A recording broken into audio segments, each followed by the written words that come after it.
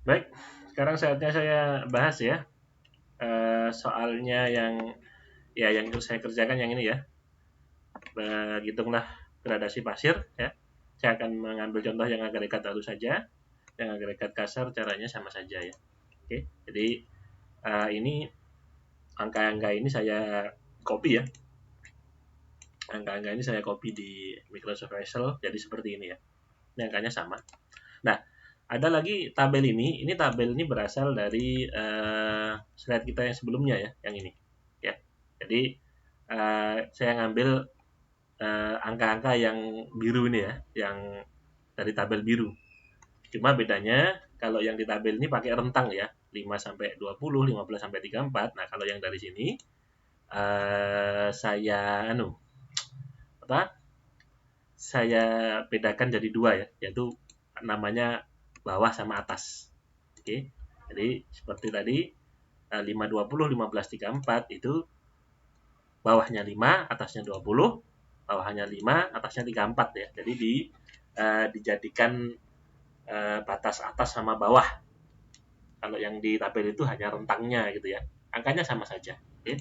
Dan nomor ayakannya juga harus sama ya. Misal ayatkan 2,4, batas bawahnya 60, batas atasnya 95. Berarti yang 64 itu 2,4 maaf 2,4 itu yang ini ya, batas bawahnya 60, batas atasnya 95 ya. Jadi jangan dibuat rentang seperti ini ya, tapi bedakan jadi batas atas sama bawah, di mana bawahnya itu yang lebih kecil ya.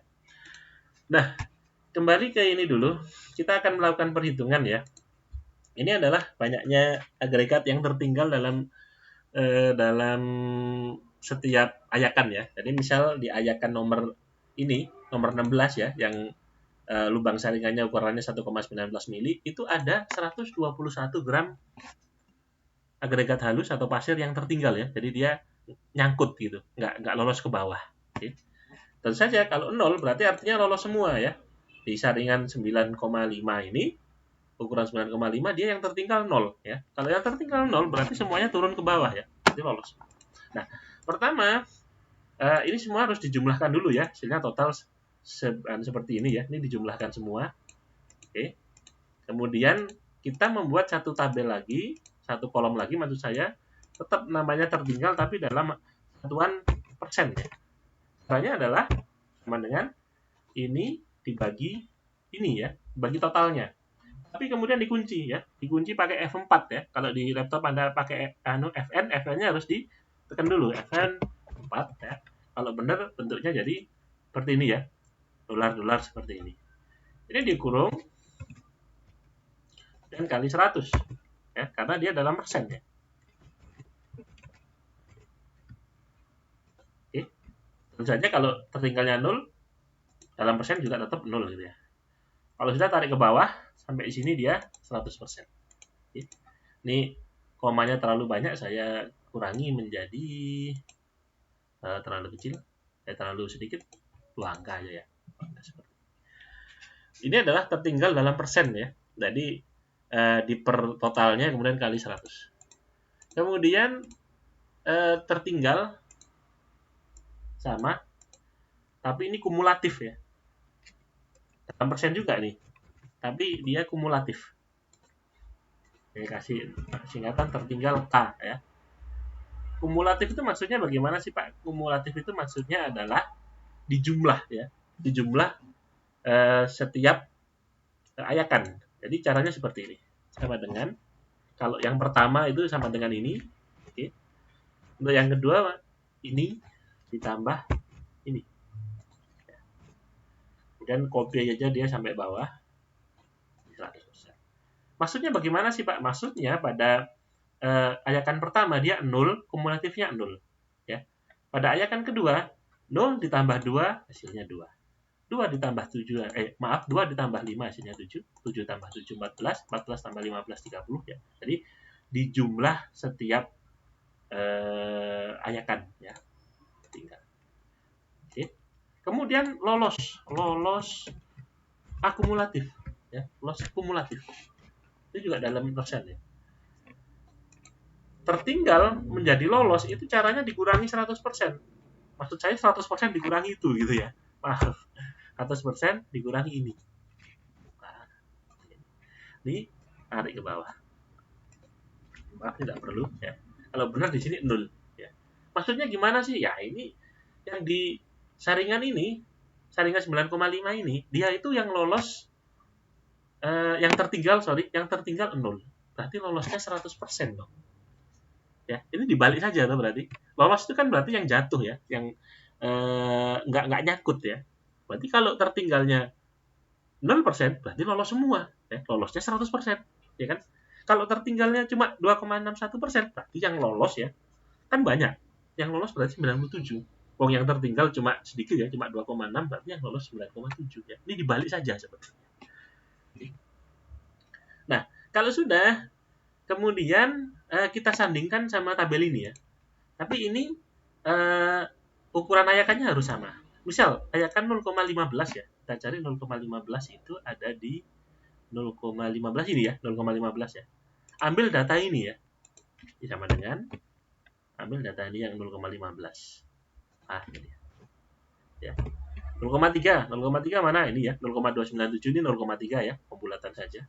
Diambil 0,6 ini. Kemudian 1,2 yang ini ya, terus sampai atas. Ini.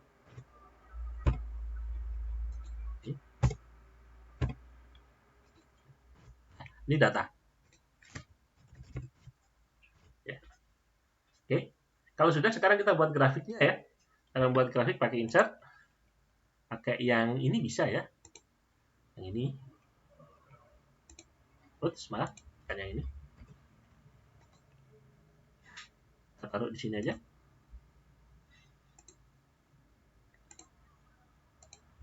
Ya. Biarkan dia blank seperti itu ya. Kemudian klik kanan insert data ya. Insert data. Select data maksud saya, kok insert data ya, select data. Ya. Kita buat yang ya ini di add ya, di add. Namanya bawah ya, batas bawah. Batas bawah, ambil yang ya kita buat yang zona 1 dulu ya, nanti kita buat 4 kali. Ya. Bawah ambil yang ini. Oke. Kemudian add lagi, pertama dikasih nama dulu. Atas. Ya, sekarang yang atas. Yang atas zona 1 berarti yang ini. Ya. Kemudian buat satu kali lagi namanya data. Ya. Jadi ada 3 garis kita bikin.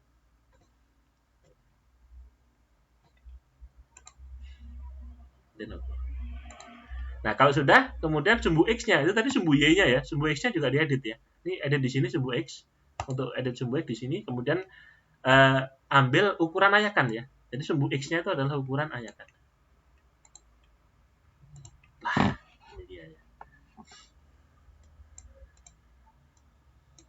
Tampilkan indeks ya. Maaf.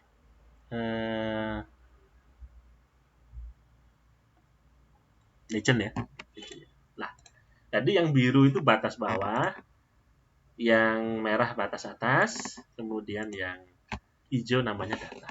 Ya. Nah, Anda bisa lihat ya, grafiknya yang biru sama yang merah itu sebenarnya kan mirip ini.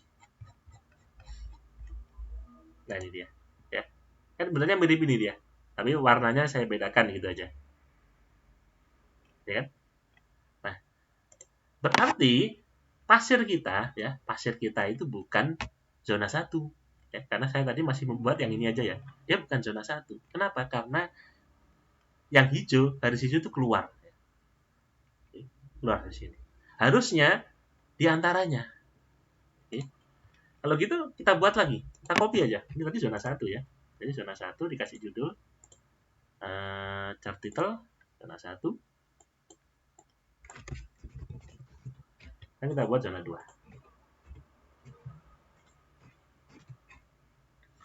Ini zona 2. Edit aja. Klik kanan. Select data. Yang perlu diedit cuma batasnya aja. Yang bawah diedit. Ya. Berarti kalau zona 2 berarti kan ini berarti. Zona 2 yang bawah berarti kan ini. Nah. Oke. zona atas, edit. Yang ini ya edit ya.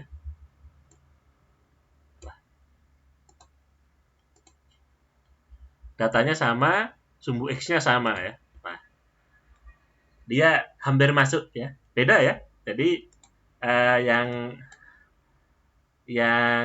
zona 1 dia keluar ya, yang zona 2 hampir masuk. Oh, berarti mungkin pasir ini zona 2. Ya, mungkin. Kita coba lagi aja. Karena masih ada 2 zona lagi, zona 3 sama zona 4 ya. Kita copy aja Ctrl C, kita taruh sini mungkin Ctrl C. Ya. Sekarang zona 3. Klik kanan, klik kanan, select data ya. Batas bawah diedit. Yang dirubah ininya aja ya. Value-nya ini, sumbu Y-nya ya. Zona 3 yang batas bawah berarti yang ini. Yang batas atas, edit. Ini.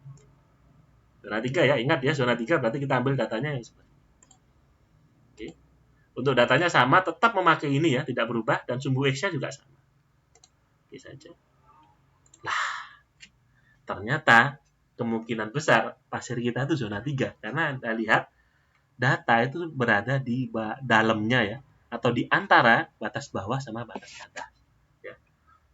Coba kita ke zona 4 ya. Apakah memang beda? Sini aja. Sekarang zona 4. Oke. Klik kanan, select data. Kita rubah batasnya saja ya, edit. Kemudian value-nya zona 4 ini ya. Oke. Atasnya edit ini. Lah. Datanya sama, sumbu X-nya sama. Oh, ternyata zona 4 dia juga keluar. Ya. Jadi antara zona 1, 2, 3, 4 pasir kita ternyata zona 3. Nah, zona 3 itu apa? Zona 3 adalah pasir agak halus. Oh, ternyata pasir kita adalah pasir agak halus ya. Jadi menentukan kehalusan itu segitu rumitnya ya. Tapi santai aja. Anda akan banyak latihan dan ya karena dihitungkan sama Excel ya, jadi lebih mudah ya. Tapi prosedur menentukan gradasi atau jenis pasir itu seperti itu ya. Terima kasih.